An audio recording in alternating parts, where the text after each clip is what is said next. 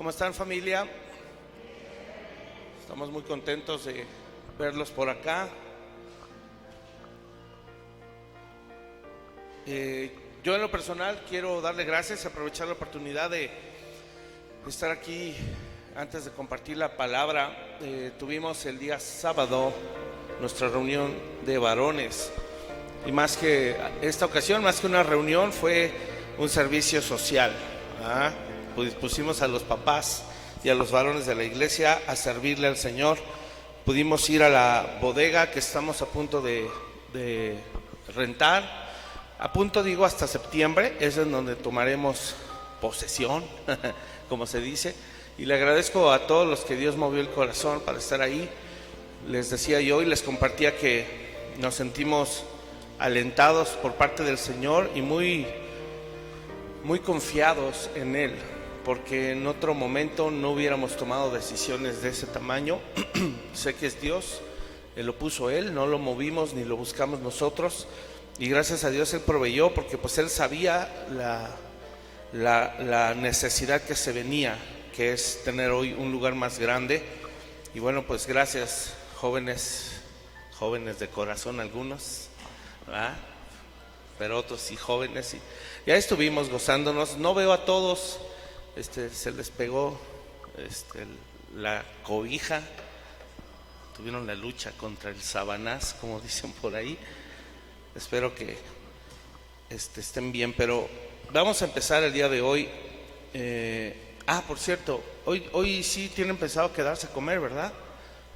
Gracias. Y al final vamos a celebrar la Santa Cena. Recuerden que lo hacemos cada mes, lo hacemos, aprovechamos quedarnos a comer, convivir, tener comunión unos con otros, y eso haremos el día de hoy también, ¿sale? Si no trajeron nada, no se preocupen, quédense. De todas formas, el Señor siempre multiplica, ¿sale? ¿Ya tienen Biblia? Déjenme ver su espada. Biblia por ahí. Cuaderno. Les dije el domingo pasado que necesitan traer su cuaderno, tener el hábito de anotar, no en el celular, en un cuaderno, ¿sale? Pluma. ¿Tienen su pluma? Muy bien. Vamos a empezar esta mañana.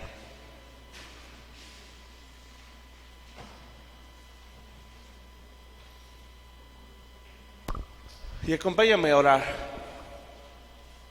Padre, agradecemos tanto tu gran bondad, agradecemos tanto que esta mañana nos has concedido la vida, nos has concedido tu misericordia, y hoy podemos estar aquí gozándonos con nuestros hermanos, con nuestros amigos, Señor, creciendo juntos en la fe, siendo edificados, Señor, estando sujetos unos a otros, conociéndote. Esta mañana ponemos esta palabra en tus manos, y sé que tu palabra, que tiene todo el poder y toda la autoridad de transformarnos, el día de hoy penetrará en nuestro corazón, Señor, y hará cambios importantes. Señor, nos dejamos en tus manos y hoy te pedimos que toda nuestra mente, nuestro corazón, nuestro cuerpo, nuestro espíritu, Padre, estén enfocados y concentrados en tu palabra. Te damos gracias, Señor, y síguenos equipando. Pídele hoy al Señor conmigo, no me escuches orar, pídele, dile: Señor, sígueme equipando, sígueme entrenando, sígueme capacitando. Señor, soy tu hijo, y como tu hijo sé que estás criándome, estás enseñándome cómo vivir bajo tus principios. Quiero seguir creciendo y te damos gracias por esto. Oramos en el nombre de Jesús. Amén y amén. Bien, decía yo hace 8 días que vamos a continuar con nuestra serie, pero enfocados ya en poner manos a la obra. Hemos estado tratando de predicar y enseñar a puntos importantes que nos obstaculizan para crecer como discípulos de Cristo. Hace 8 días yo dije algo muy importante: no es lo mismo ser creyente que discípulo.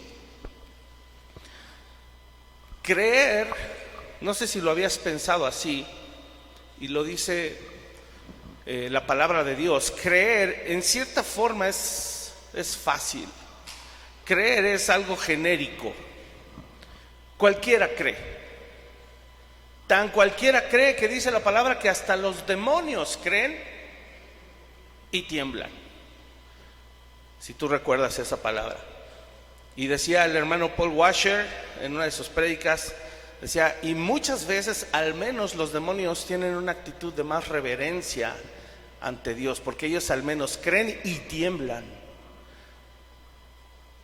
Pero hay muchas personas que creen en Dios, pero a la par creen que pueden seguir haciendo lo que se les da la gana. No viven una vida de honra, de temor y de respeto a Dios. A diferencia de los demonios que saben quién es el jefe de jefes, ¿verdad? ¿Por qué es importante esto, hermanos? Porque es importante creer.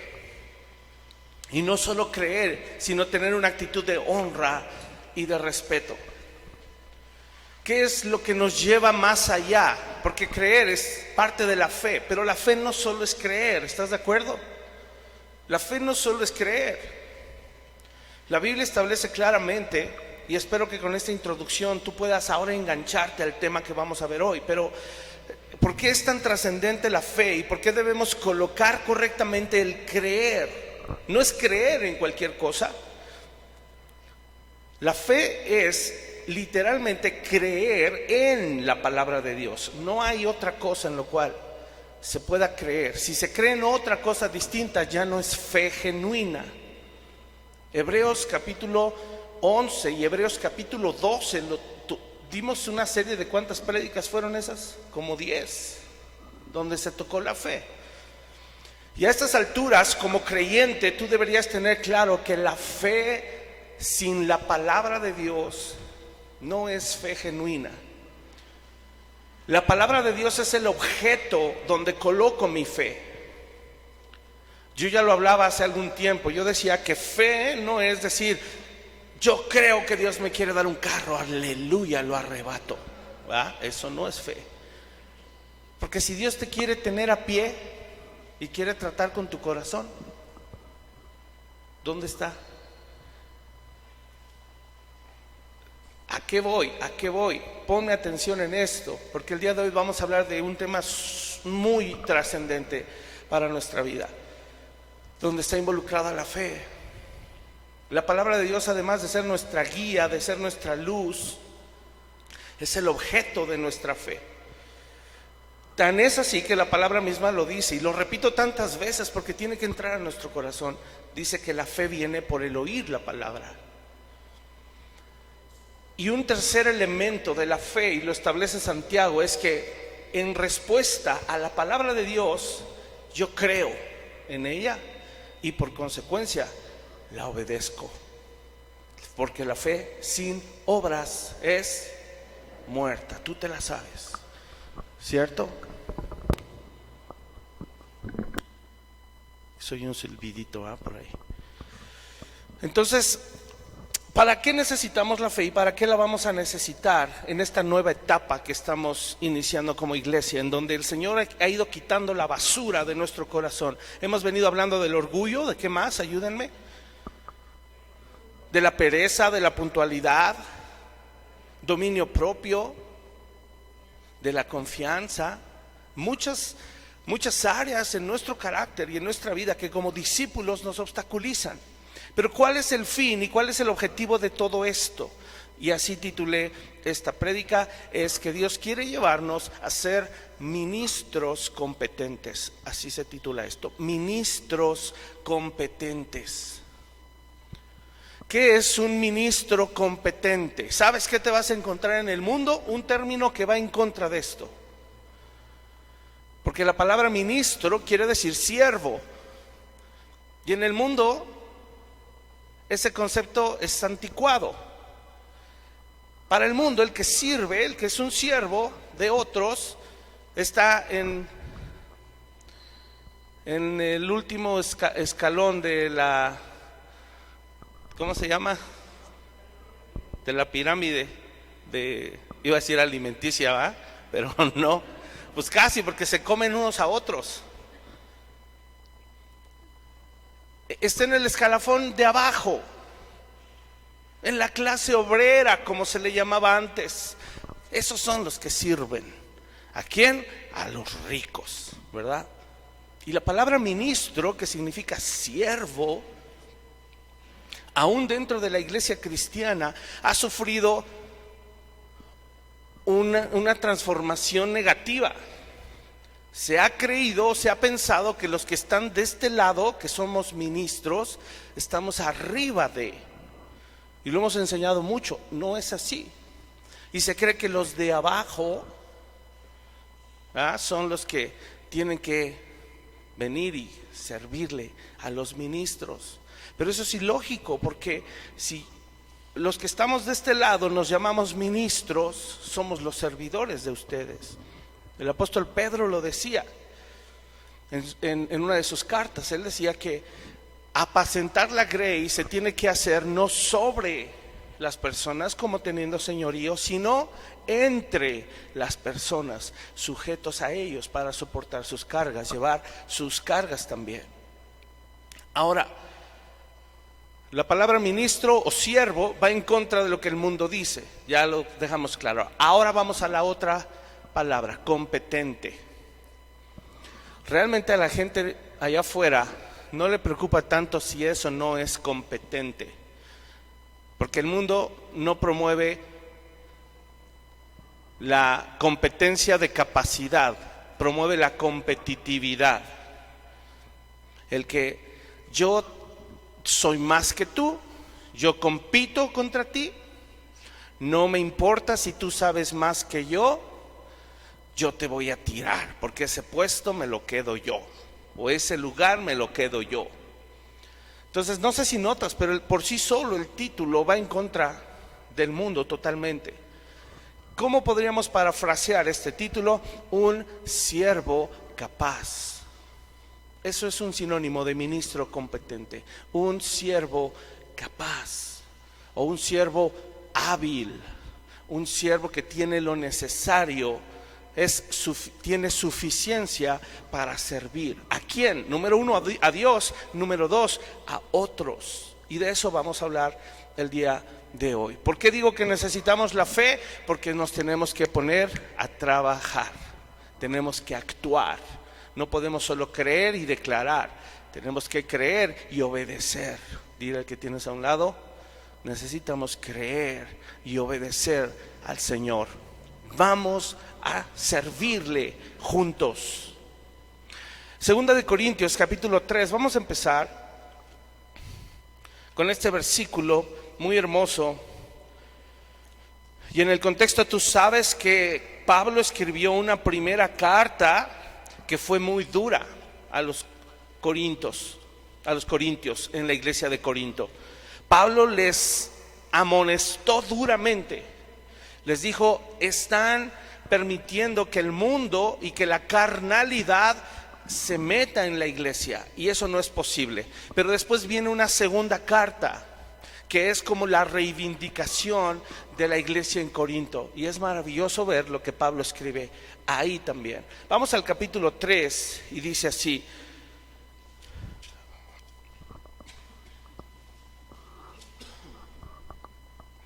dice Pablo, verso 1: ¿comenzamos otra vez a recomendarnos a nosotros mismos? ¿O tenemos necesidad, como algunos, de cartas de recomendación para vosotros, o de recomendación de vosotros?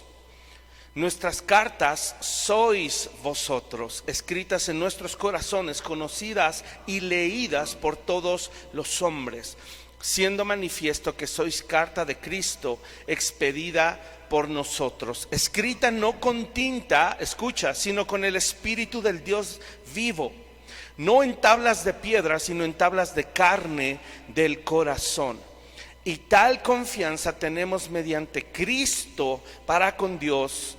Lee conmigo: no que seamos competentes por nosotros mismos para pensar algo como de nosotros mismos, sino que, lee conmigo fuerte, sino que nuestra competencia proviene de Dios.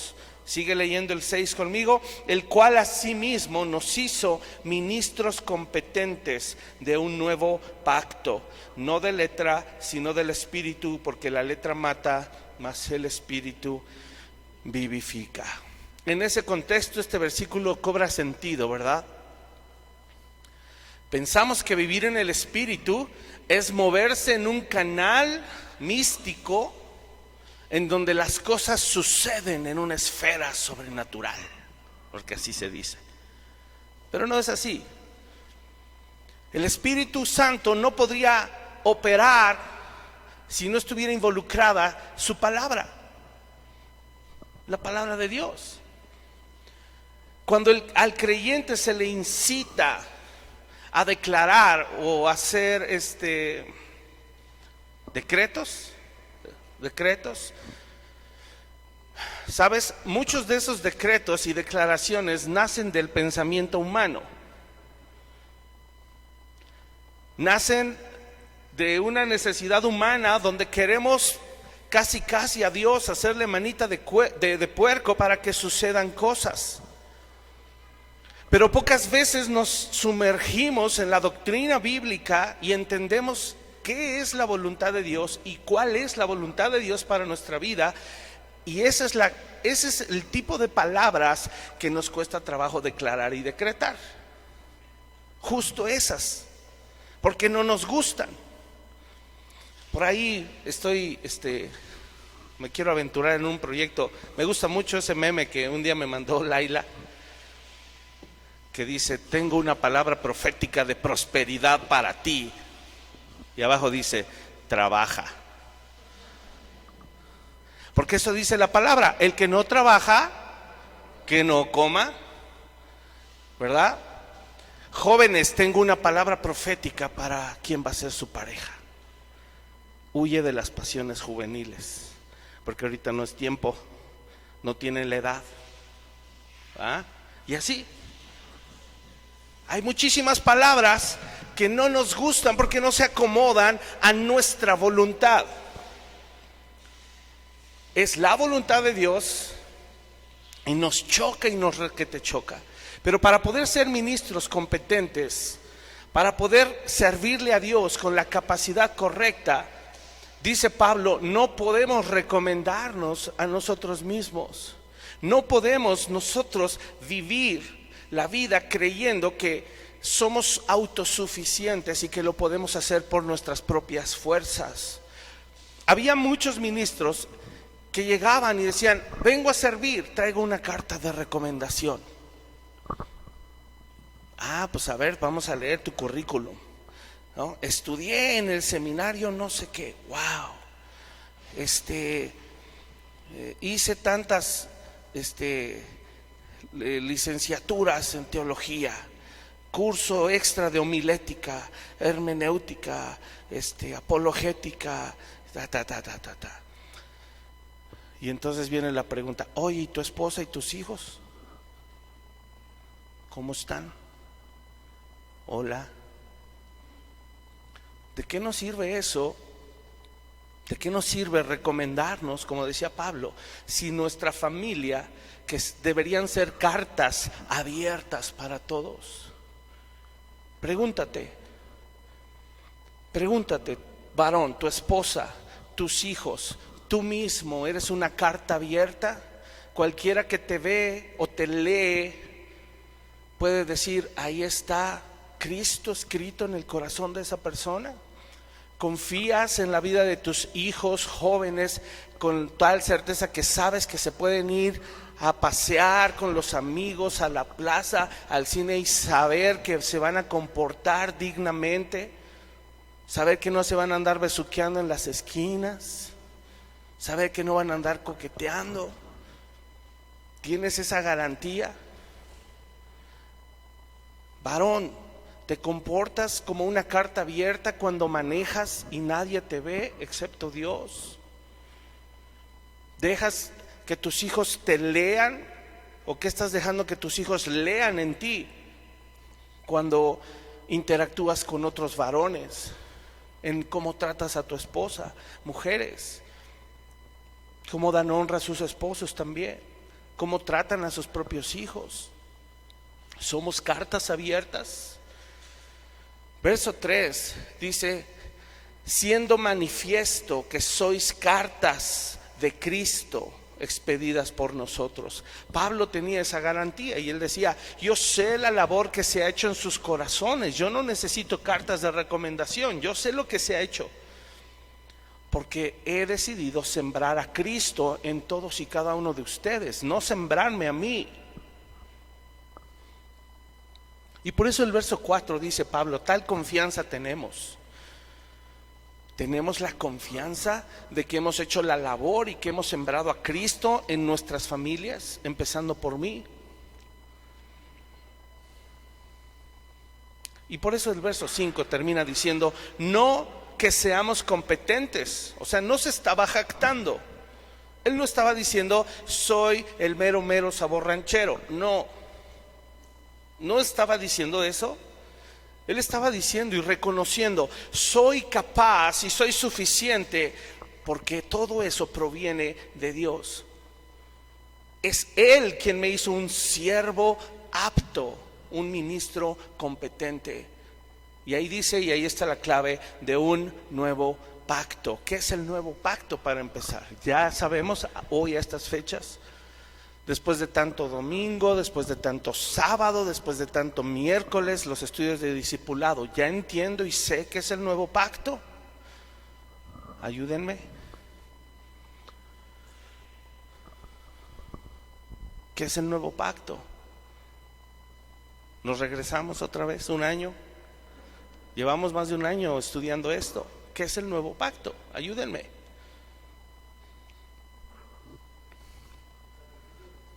Exacto, Cristo. Jeremías lo dice claramente: escribiré mi ley ahora en su corazón. ¿Cómo es posible eso? La ley, ¿dónde estaba escrita antes? Ahí lo dice Pablo también. Hasta nos está dando una pista, ¿cierto? En el verso 3 dice: no en tablas de piedra.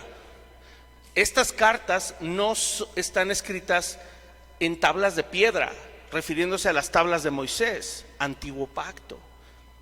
Están escritas con tinta en los corazones, es decir, Cristo grabado, tatuado en nuestro corazón. Somos nuevos creyentes, nuevas personas, de una nueva naturaleza, de otra clase. Y por eso tú y yo podemos servir con suficiencia, porque estamos recargados en la obra de Cristo, en el nuevo pacto. Y lo dice ahí, no de la letra, sino del Espíritu, porque la letra mata, mas el Espíritu vivifica. No está diciendo que ahora ya no vamos a usar la palabra, lo que está diciendo es que a la palabra le vamos a dar sentido, viviéndola con el poder del Espíritu Santo. ¿Sabes qué significa la palabra competente? El origen o el texto original es una palabra que significa suficiencia, habilidad. Es un poder o una capacidad que recibimos para poder servir a otros. ¿Sabes? Una persona competente es una persona que sabe cómo se hace algo, si lo llevamos a un término secular. Alguien que sabe cómo se hace algo, sabe hacerlo, y además de que sabe hacerlo, le gusta hacerlo. Y eso de que le gusta hacerlo quiere decir que él pone tanto empeño en lo que hace, que lo hace con ética. ¿Cuántos de ustedes en sus trabajos trabajan con ética? ¿Tienen una ética de trabajo? ¿Sí la tienen? Díganme alguna, compártanme alguna. ¿Cuál? Puntualidad. ¿Siempre llegan tarde? ¿Siempre llegan temprano? Mitad y mitad. Si está mitad y mitad, está mal. No son puntuales. ¿Qué otra ética laboral? Honrado. O sea, no se vuelan nada. No les gusta la uña, como dicen por ahí, en mis barrios bajos. ¿Qué otra? Haces todo con responsabilidad. ¿Qué más? Ya lo dijeron, puntualidad. Hay muchas, pero cuando te las pregunto, como que no lo tienes claro. Necesitas tener claro cuál es la ética con la que te conduces, en qué estás basando tu ética. Porque no basta con saber cosas, solamente. Es necesario que lo que sabes sepas en qué aplicarlo, sepas en qué usarlo, para qué sirve, cómo se usa esa herramienta, esa capacidad que Dios te dio. Ahora, hay 3 aspectos importantes de ser competentes. Y son 3 palabras que empiezan con la letra C también. Podríamos decir que para ser competentes necesitamos 3 cosas. La primera es conocimiento, anótalo. La segunda es capacidad. Y la tercera es carácter. Conocimiento, capacidad y carácter. Quiero hacerte unas preguntas y ayúdenme contestando, porque si no interactúan van a hacer esto muy aburrido. Conocimiento, yo te preguntaría, ¿conocimiento de qué? De la palabra, gracias, porque estamos hablando de ser ministros competentes. Y si somos ministros competentes, ¿a quién servimos? A Cristo. Sabes, en 1 Corintios 2:2, anótalo. Lo dije hace 8 días, lo explicaba hace 8 días. Pablo dijo que él se había propuesto en su corazón no conocer cosa alguna más que a Cristo y a Cristo crucificado. Dijo, yo podría llegar y darles cursos de liberación, cursos de guerra espiritual, pero ¿sabes qué? Eso no me interesa. Lo que me interesa es que conozcan la obra de Cristo. Su vida, su muerte, su sepultura, su resurrección, su ascensión, su segunda venida, su reino milenial y el reino eterno futuro que nos espera. ¿Para qué queremos saber de algo más? Y cantábamos, y lo dije hace 8 días, Cristo es suficiente. De manera que, más propiamente dicho, necesito conocimiento no de qué, sino de quién, de una persona, y esa es Cristo. Porque cuando conozco más a Cristo, entonces me vuelvo suficiente, porque Cristo mora en mí, porque Cristo lo hace en mí y Cristo lo hace a través de mí. Cristo es suficiente. Número 2, capacidad. ¿Capacidad de qué? ¿O será que también tenemos que reajustar la pregunta? ¿Capacidad de quién? ¿La tuya? ¿La mía? ¿La del pastor? ¿De quién? ¿La capacidad de quién? De Cristo. Él lo hizo todo y Él lo hizo perfecto porque Él era capaz. Si mi capacidad la logro hacer bolita de papel y la desecho, sabes, el poder de Cristo va a poder reposar sobre mí. El apóstol Pablo, mira, era tremendo hombre, tremendo el brother. Iba, venía, algo se le detenía. Lo acababan de medio matar a palos y arrastrándose estaba regresando a la misma ciudad de donde lo habían corrido. ¿Tú harías eso? La verdad, creo que la mayoría no lo haríamos. ¿Cuál sería nuestra actitud? Corres, ¿ah? Ya hay medio el orgullo propio así como, ay, de mejores casas me han corrido, ¿ah? El orgullo propio. Pero él decía, ¿cuál orgullo? ¿Qué defiendo? No soy nada sin Cristo. En esa misma carta él dice, por la gracia de Dios soy lo que soy. Y no voy a hacer que su gracia sea un derroche o un desperdicio en mi vida. ¿Cómo dice? Su gracia no ha sido ¿qué? En vano conmigo. Voy a hacer valer la última pizca de gracia que el Señor me dio, porque comprendo lo que a Él le costó. Y por último, carácter. ¿De quién? Y dice la carta a los Efesios, hasta que todos lleguemos a la unidad de la fe, a la altura, a la estatura del varón perfecto. La plenitud de Cristo, ese es el carácter al cual debemos aspirar. ¿Sabes qué? Es lo más increíble que estas 3 cosas están en lo opuesto, está en el mundo.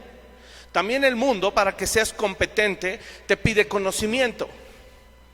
También el mundo te pide capacidad y también el mundo te pide carácter, pero todo humano.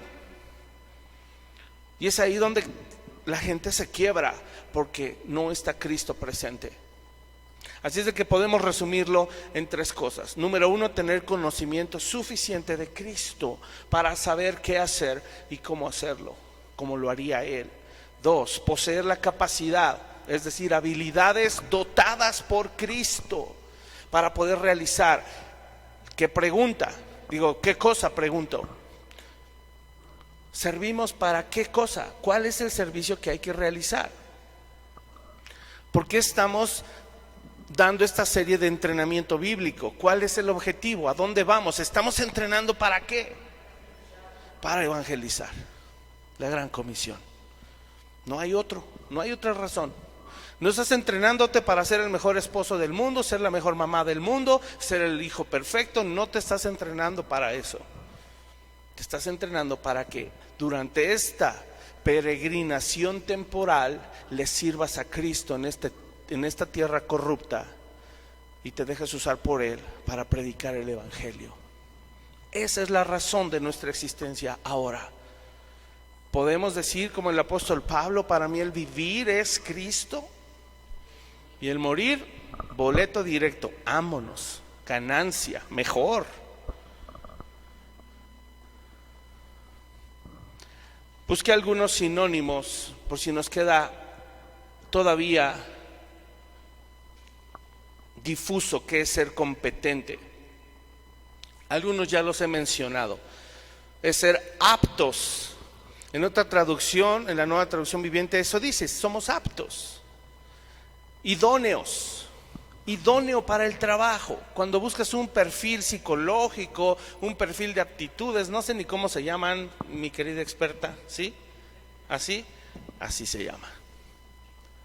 Más o menos. Es apto para el trabajo. Y hay gráficas, ¿no?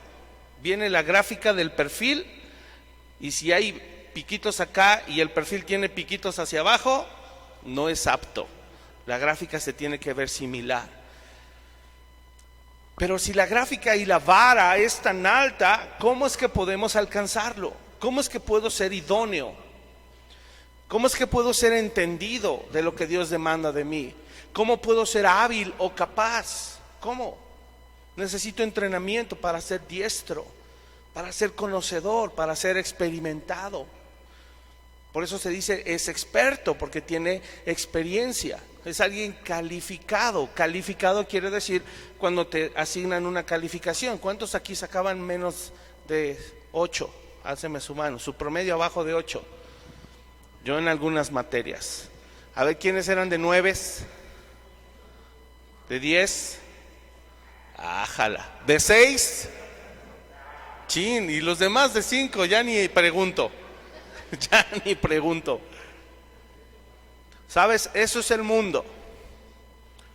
Eso es el mundo. Y califica en base a cosas muy absurdas. ¿Sabes por qué tú y yo podemos tener un 100 o un 10? ¿Sabes por qué?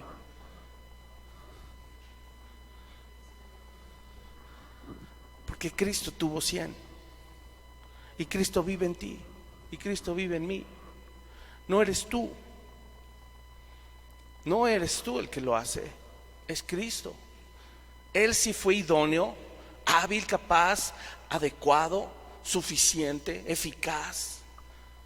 ¿Podrías decir la cruz fue eficaz? ¿Sí? ¿Lo fue para contigo? Hoy estás aquí. ¿Cuántos pueden decir nadie podía conmigo más que Cristo? Solo Él pudo conmigo. Yo era tremendita. Ahí está mi mamá. ¿Dónde anda? Solo Cristo pudo conmigo. Y por eso estoy acá. No lo he hecho yo. No ha sido mi grado de escolaridad. No ha sido los estudios que tomamos o la capacitación que tomamos mi esposa y yo para pastorear. No ha sido eso. Ha sido su gracia. Y si buscamos antónimos, híjole, aquí es en donde quiero retarte a que deseches y te sacudas aquellos que titubean. Qué increíble, ¿no? Que sea un antónimo, titubeante, alguien que no se determina, alguien que pone pausa las cosas, las detiene. Ya habíamos hablado de procrastinación, postergación. Alguien que retrasa. ¿Para qué retrasas? Si ya sabes que vamos derechito a la muerte. Estamos siguiendo a Cristo, nos pidió negarnos a nosotros mismos, tomar la cruz y seguirlo. ¿A dónde crees que vas a ir a parar con esa cruz en el lomo? ¿A dónde?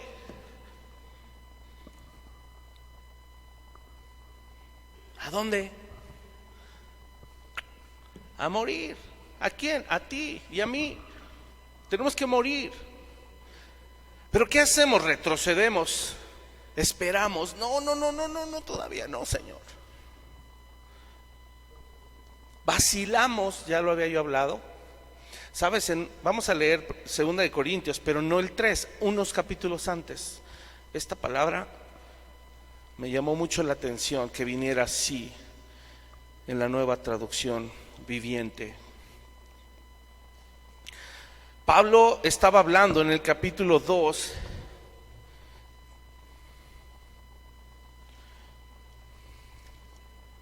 de ir a visitar a los hermanos. ¿Ya estás ahí? Vamos a leer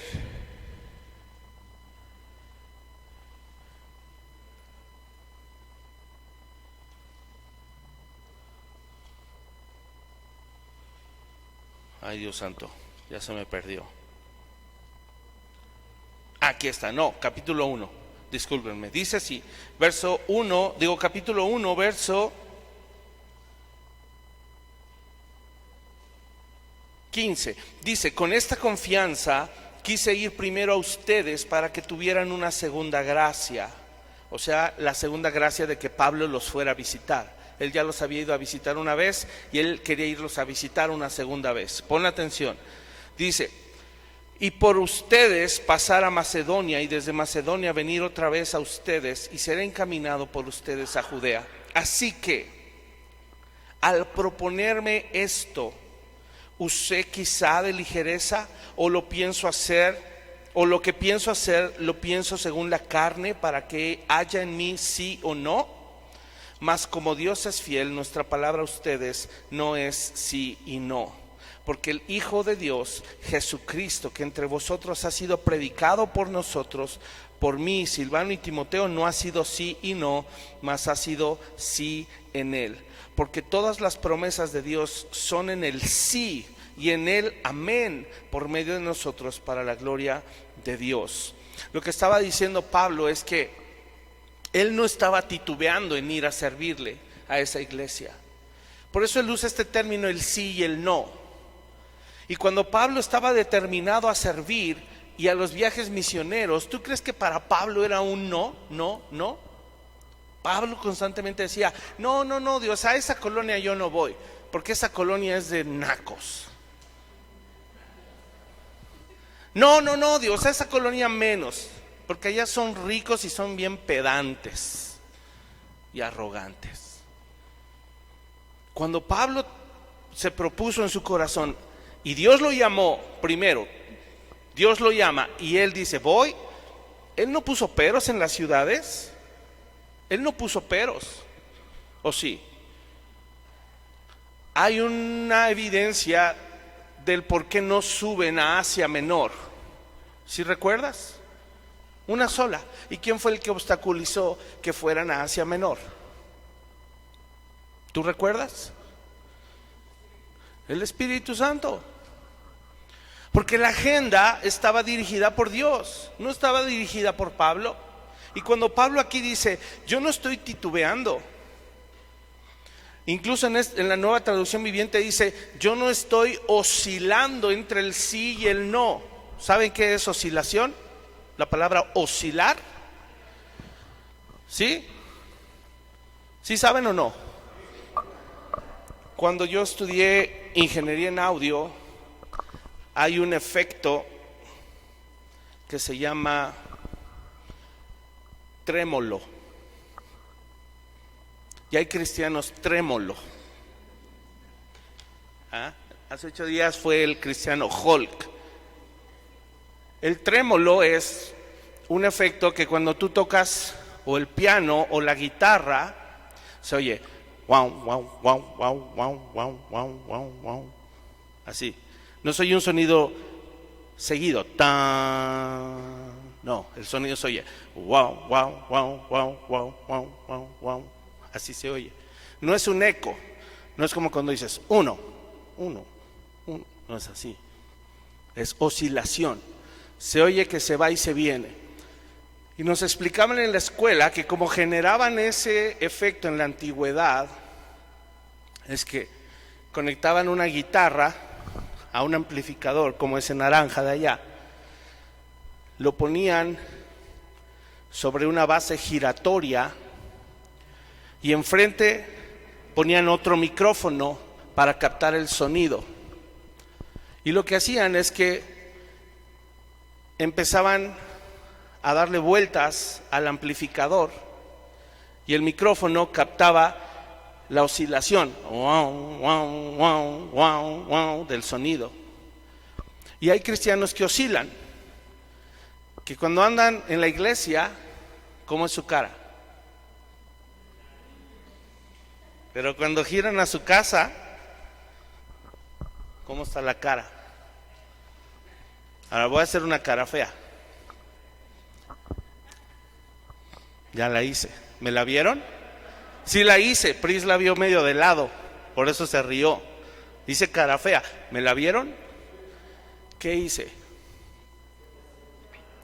Aparenté, titubeé, oscilé, fui hipócrita.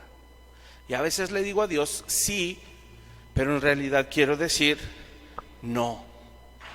En esa versión también dice, nosotros no somos de los que decimos sí, pero en realidad significa no. Qué tremendo es eso. Y Pablo dijo, yo voy a ir a servirles, voy a ir a servirles. Ahora pongámoslo en contexto. Yo voy a guardar mi boca. ¿Qué significa? Voy a guardar mi boca. No voy a decir groserías ya. No voy a andar en chismes. No voy a andar en queja, no voy a andar criticando, no voy a andar juzgando, no voy a andar contando chistes groseros, no me voy a andar riendo de chistes morbosos, porque el sí es sí. De hecho dice, en Dios, ¿cómo dice? Lo leímos. El verso 20, porque todas las promesas de Dios son en el sí y en el amén. Sé que muchos de ustedes ya saben qué significa amén. Si tú ya sabes, no contestes. Pero para los que tal vez tengan poco tiempo, ¿qué creen ustedes que significa amén? Cuando decimos alguna verdad, mucha gente acostumbra a decir amén. ¿Qué significa amén? Así sea, o sí, así es. Están afirmando esa verdad que se dijo.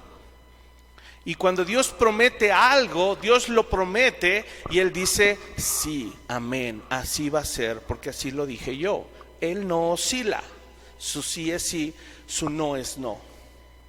Por eso cuando Pablo le oró y le clamó y le dijo, Señor, tengo un aguijón en mi carne, quítalo, porque te voy a poder servir mejor. Dios dijo, no, porque no quiero que te vuelvas orgulloso. Primera vez. Segunda vez fue Pablo y le dijo, Señor, tengo un aguijón, quítamelo. Y el Señor dijo, por segunda vez, no. A lo mejor de ahí hemos sacado que la tercera es la vencida. Pero con Dios no es así, porque una tercera vez fue Pablo y le dijo, quítame esto que me impide servirte con más eficacia y más suficiencia. ¿Y qué crees que le contesta el Señor? No, Pablo, lo que te hace suficiente y capaz no es si tienes o no tienes el aguijón, ese obstáculo. Lo que te hace capaz, que no se te olvide, es mi gracia. Bástate mi gracia, porque entonces mi poder va a poder perfeccionarse en alguien débil.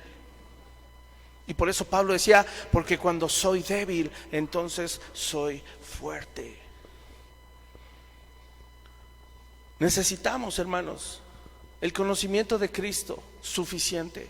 Necesitamos la capacidad y habilidades de Cristo y de su Espíritu. Y hay un arsenal, hay unas riquezas infinitas disponibles para ti, para mí.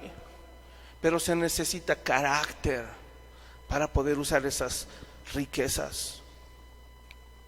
Hemos estudiado hace 2 años ya, si no mal recuerdo, un curso para padres, ¿te acuerdas? Donde hablábamos de las distintas etapas de los niños que se hablan en la Biblia. Había términos muy interesantes ahí, como tecnón. ¿Alguien se acuerda de otro? Huíos, ¿algún otro? ¿No? Vamos próximamente curso de padres otra vez. Tecnión es un niño, o tecnón, un niño inmaduro, un niño que depende del papá. El niño huíos o el joven huíos es un hijo que ya fue afirmado, que ya creció, que ya maduró. ¿Sabías que a Jesucristo se le llama hijo huíos? Y un hijo huíos en griego significa que es un hijo que tiene toda la capacidad, toda la habilidad, toda la competencia para representar al Padre en todos los asuntos. Tiene la madurez para conducirse en los negocios de su Padre, utilizar las riquezas y recursos de su Padre con el mismo carácter, a la misma altura y la misma responsabilidad que lo haría el Padre. Dios quiere llevarnos a ese nivel de madurez. Por eso es que no promovemos niveles de unción, promovemos niveles de madurez. Eso sí promovemos. Porque la unción está sobre todos, pero hay niños infantiles, inmaduros, que usan la unción para cosas que no se utilizan. El hombre maduro, la mujer madura, espiritualmente hablando, sabe cómo se usan esas riquezas celestiales. Y no son para gastar en nuestros deleites, no son para pisar casas, coches, empresas, para arrebatar a una pareja. No se usa para eso. Se usa para evangelizar. En vez de ir a echar el novio, hay que ir a tocar la puerta y predicarle a una prima, a un primo, a un familiar que no le conoce. No vacilemos, no seamos de dos mentes. Ya lo aprendimos. El hombre de doble ánimo, dice así su palabra, es inconstante en todos sus caminos. Me encontré un término en inglés muy chistoso. Se llama blow hot and cold. O sea, que le sale un chorro caliente y luego uno frío, para describir a una persona titubeante. No saques chorros fríos y no saques chorros calientes. ¿Cómo se siente el chorro frío en la mañanita? ¿Cómo se siente? Ay, feo. O el chorro ardiendo, feo igual. Y el contraste peor.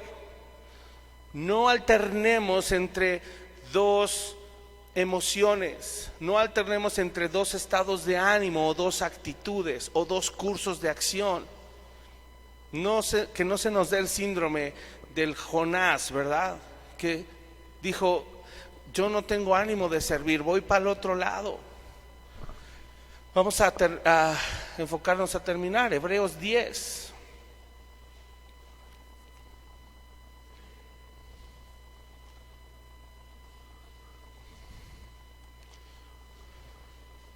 Hebreos 10 nos habla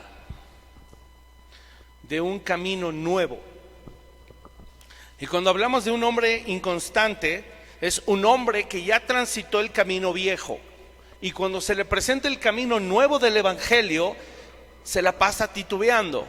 Antes no conocíamos que había dos caminos. Antes solo conocíamos un camino. ¿Cuál? ¿Cuál conocíamos? El de la muerte, el de la perdición, el camino ancho. Era el único camino que conocíamos y pensábamos que íbamos bien. Pero cuando se nos presenta Cristo en nuestra vida por su gracia y su amor, hoy entendemos que hay dos caminos: el ancho, donde cada uno va a sus anchas y hace lo que quiere, y el camino angosto, donde tienes que ir dejando atrás todo lo que estorba, todo lo que no se requiere, todo el pecado, toda la maldad, todo aquello que nos estorbaba. Y Hebreos habla del nuevo camino por el que debemos transitar. Verso 19, fíjate muy bien, dice: así que, hermanos, teniendo libertad para entrar en el lugar santísimo por la sangre de Jesucristo. Gracias a la sangre, tú y yo podemos estar en la presencia directa de Dios. Gracias a la sangre de Cristo, su presencia, su espíritu mora en nosotros. Y quiero que veas el 20, por el camino nuevo y vivo que Él nos abrió a través de ¿qué cosa? Del velo. Y los que saben, el velo, ¿qué es? La carne, el cuerpo de Cristo. ¿Cuándo fue partido el velo? Cuando Cristo fue partido en la cruz. Su cuerpo fue molido. Su herida fue molida. No sé si recuerdas el otro episodio, de ahí es de donde viene este concepto. Antes, cuando la gente pactaba y querían hacer un pacto serio, no iban con un notario, no iban con un abogado. Agarraban una vaca, la partían a la mitad, chorreaba toda la sangre y las dos vacas se ponían la mitad de un lado, la mitad del otro, y se hacía un charco de sangre por en medio.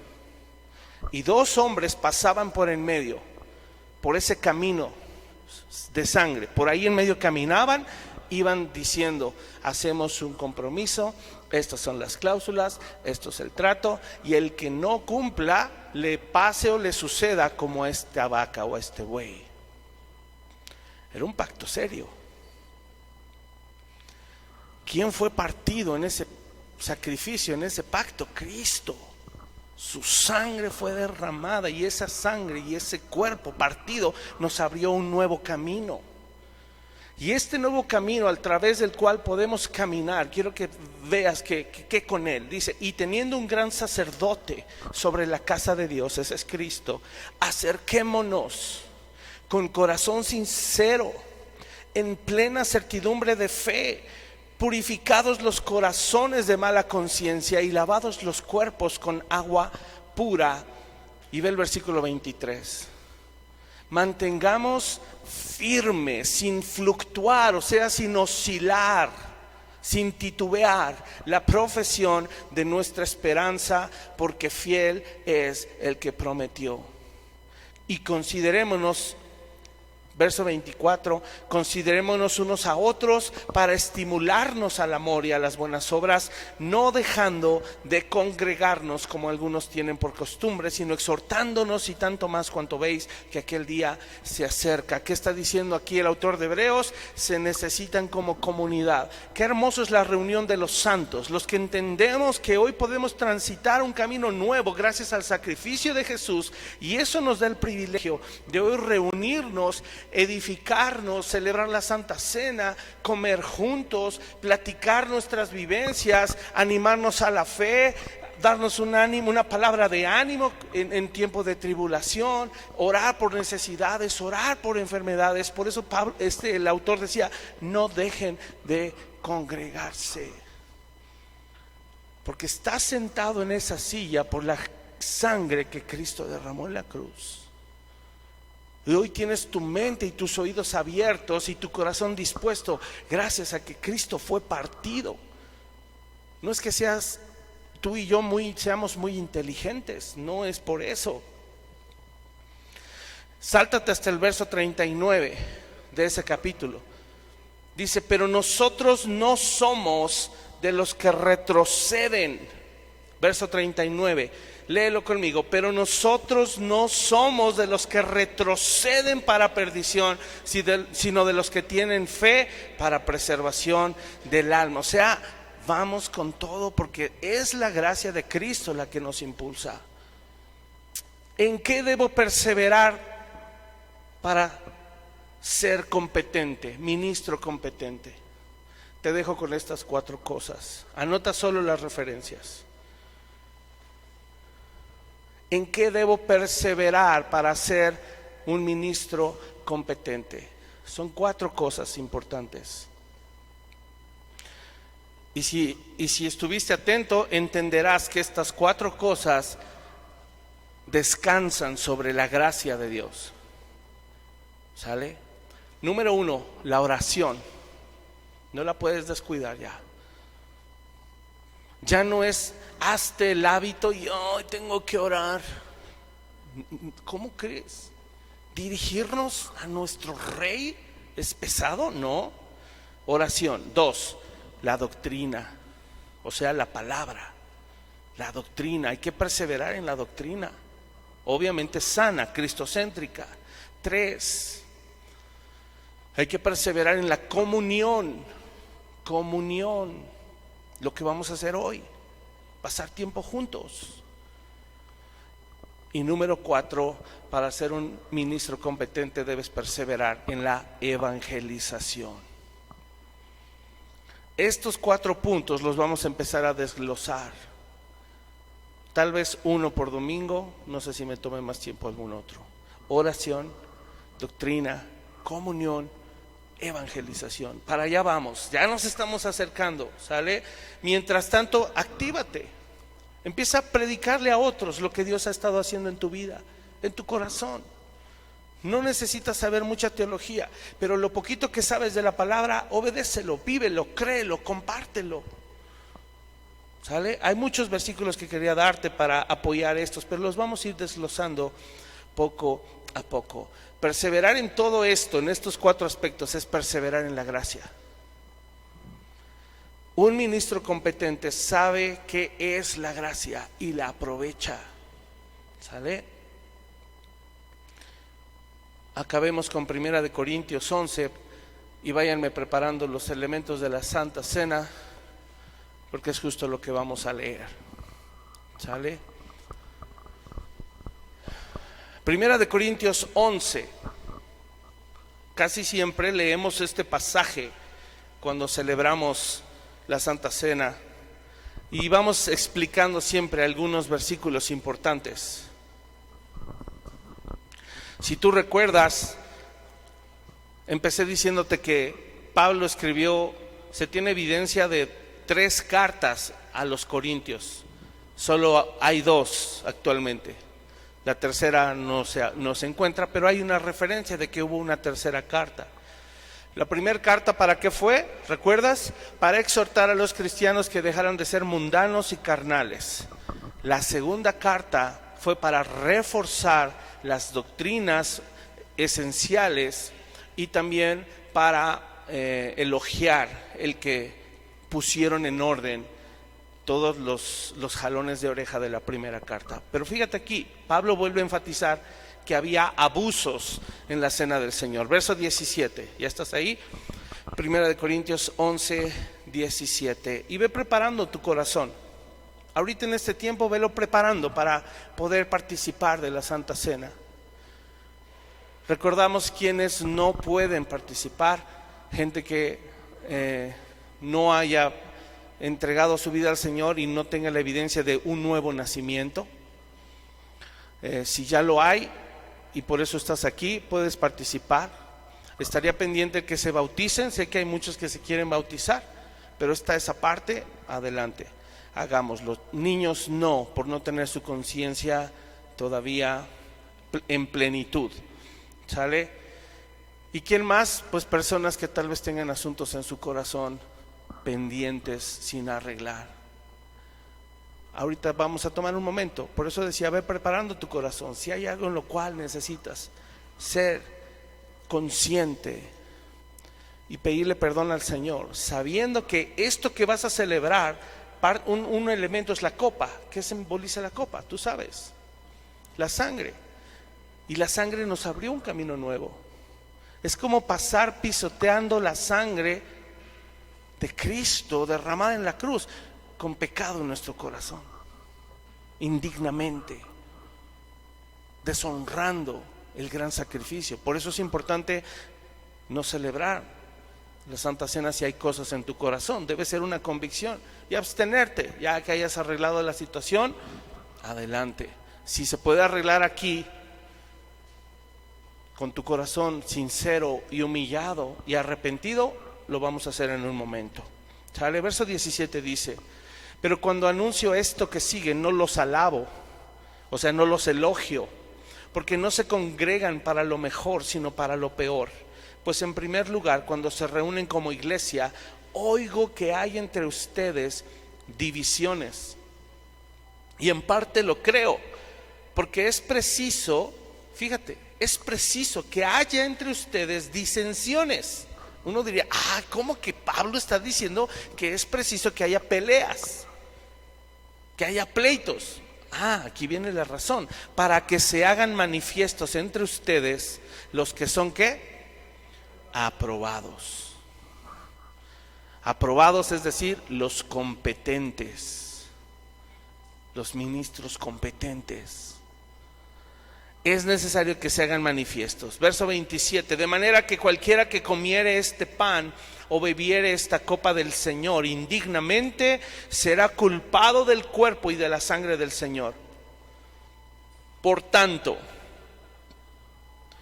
pruébese cada uno a sí mismo y coma así del pan y beba de la copa, porque el que come y bebe indignamente sin discernir el cuerpo del Señor, juicio come y bebe para sí. Por lo cual hay muchos enfermos y debilitados entre vosotros, y muchos que duermen. Sabes que la Nueva Traducción Viviente nos da más luz. Nos dice que hay muchos que sí están enfermos y débiles en la fe. Pero cuando el apóstol Pablo dice y muchos duermen, no se refiere a que estén en un letargo espiritual.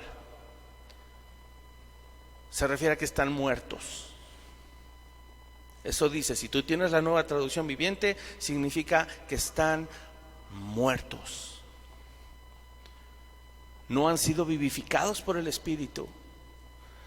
De manera que, aunque participaran de la Santa Cena, ese simbolismo no es trascendente. Muchos están muertos. ¿Cuál es la clave? Probarnos a cada uno, nosotros mismos, probarnos. Un ministro competente ya está en otra etapa de madurez, donde ya no necesita que lo estén llamando a cuentas. Oye, tú ven, te veo raro, ven. Ya no. Porque un ministro competente hace el ejercicio voluntariamente. Voluntariamente rinde cuentas y dice: oye, pastor, me siento así. Oye, hermano, fíjate, he estado así, ¿puedes orar por mí? Ya aprendimos que no solo conmigo necesitan rendir cuentas. Los conozco y les veo sus caras. Gracias a Dios los conozco a todos y cada uno de ustedes.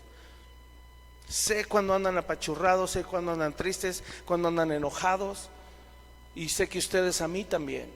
Gracias a Dios por esa comunión que tenemos. Y ustedes me han edificado a mí, y sé que les he edificado a ustedes por la gracia de Dios. Pero un ministro competente ya hace este ejercicio por convicción propia, porque sabe que le conviene, sabe que lo necesita y lo procura. Eso es madurez, y allá queremos ir. Si ya tienen los elementos, pónganse de pie y vamos a participar de la Santa Cena para despedirnos.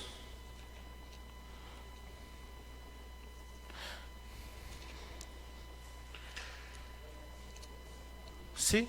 ¿Ya lo tienen? ¿No? ¿Falta la copita? Ahí viene el vasito. Gracias por su paciencia. Ya lo están repartiendo.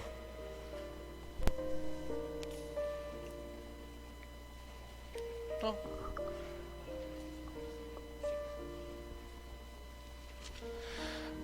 En lo que nos reparten,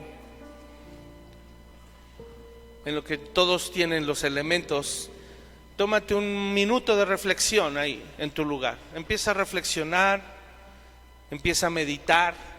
Como dice Pablo, pruébate a ti mismo, examínate. Y también dile al Padre: Padre, examíname.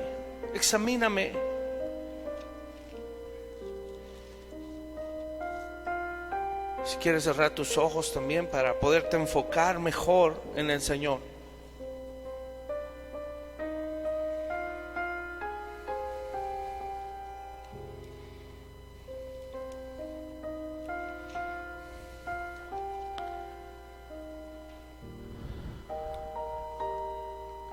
Tómate este momento, medita, pruébate, analiza cómo estás, cómo llegaste aquí, cómo está tu corazón, cómo estás delante del Señor hoy, qué obstáculos has tenido.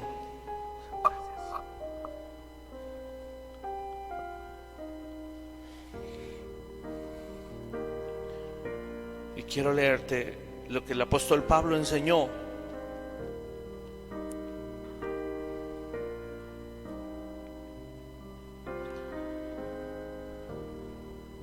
Después de que medites, si es necesario, ahí empieza a hablarle a tu Padre. Dile: Señor, quiero ser un siervo eficaz, quiero ser un servidor capaz, quiero ser un ministro competente. Pero hoy entiendo, Señor, que si yo había buscado tener el conocimiento, tener la capacidad y tener el carácter fuera de ti, hoy comprendo, Señor, en qué gran error yo estaba. Padre, perdónanos. Háblale a tu Padre, Él es fiel y justo. Cuando nos acercamos a Él con un corazón sincero, en plena certidumbre de fe, humillados, quebrantados, arrepentidos, Él nos recibe siempre. Dile: Padre, perdóname, perdóname, límpiame, limpia mi conciencia. Hoy comprendo lo trágico que fue el sacrificio de tu Hijo Jesús en la cruz. Pero también comprendo lo inmensamente bello que fue ese sacrificio, el gran amor y la gran misericordia que nos tuviste ahí. Gracias, Señor, por ese sacrificio perfecto. Nos acercamos hoy humillados, arrepentidos, Señor, si te hemos fallado, si ha habido orgullo en nuestro corazón, si ha habido desánimo, si ha habido enojo, si no hemos guardado nuestra mente, nuestros ojos, si hemos dado pie a la inmoralidad sexual, si hemos usado mal nuestra boca, Señor, andando en chismes, en juicio, en mentiras, en maledicencias. Perdónanos, Padre. Hoy somos conscientes de lo que a ti te costó. Para nosotros fue gratuitamente, Señor, pero a ti te costó tu vida. Gracias, Cristo, por ofrecerte, por ser la ofrenda perfecta, por ser el mediador, por hacerte maldición en mi lugar, por el camino nuevo que me abriste, derramando tu sangre y dejando que tu cuerpo fuera partido. Señor, nos acercamos a ti para pedir perdón. Gracias te damos, Señor, también por tu amor. Y hoy con plena conciencia te decimos que te amamos y que valoramos tu sacrificio perfecto en la cruz del Calvario. Gracias por ese inmenso, inmenso amor que hoy nos embarga, que hoy nos constriñe,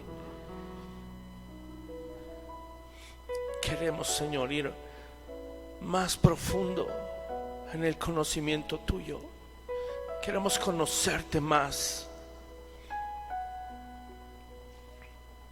Queremos recargarnos y ahora depender de tu capacidad y de tu poder. Y queremos parecernos a ti, Señor. Que nuestro carácter sea como el tuyo. Alcanzar madurez. Porque te estamos siguiendo, te estamos imitando, te estamos obedeciendo. Rendimos nuestras vidas hoy a ti, Señor. Te lo pedimos en el nombre de Jesús. Y así sea, Señor. Amén. Dice su palabra, 1 Corintios 11:23, porque yo recibí del Señor lo que también les he enseñado, que el Señor Jesús, la noche que fue entregado, tomó pan. Toma el pan. Y dice ahí, verso 24, y habiendo dado gracias, lo partió y dijo: tomen, coman, esto es mi cuerpo que por ustedes es partido. Hagan esto en memoria de mí. Podemos participar del pan y darle gracias al Señor.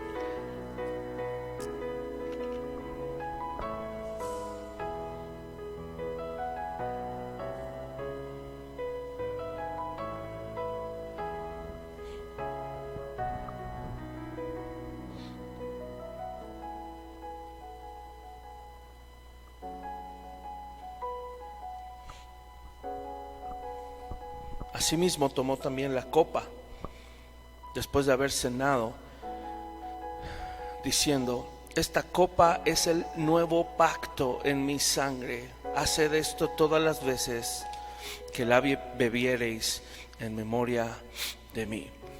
Dale gracias al Señor por su sangre derramada y por el nuevo pacto que hoy nos une a Él y que garantiza que su palabra ha sido escrita en nuestro corazón y nos ha dado vida por el Espíritu.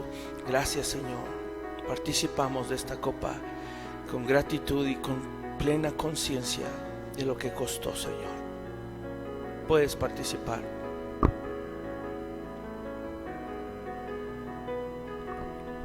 Termina el versículo diciendo: así pues, todas las veces que comieren este pan y bebieren esta copa, la muerte del Señor anunciáis hasta que Él venga. Me encanta decirle siempre, una vez que uno anuncia la muerte del Señor Jesús, es obligado a anunciar su resurrección.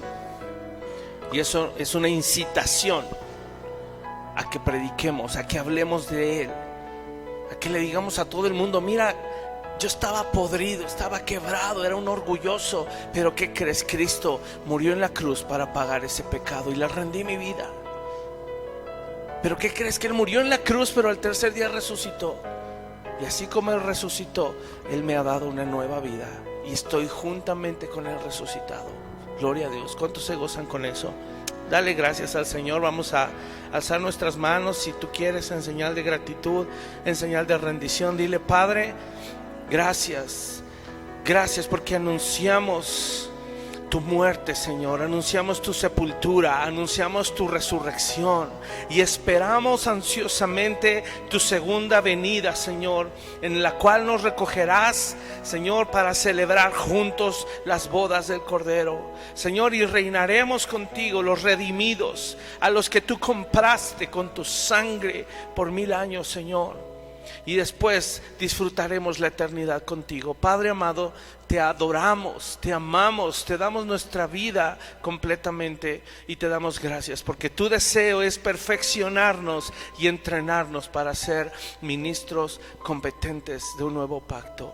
Te damos la gloria y la honra esta tarde y te adoramos. En el nombre de Jesús oramos. Amén y amén. Dale hoy un aplauso a nuestro Dios.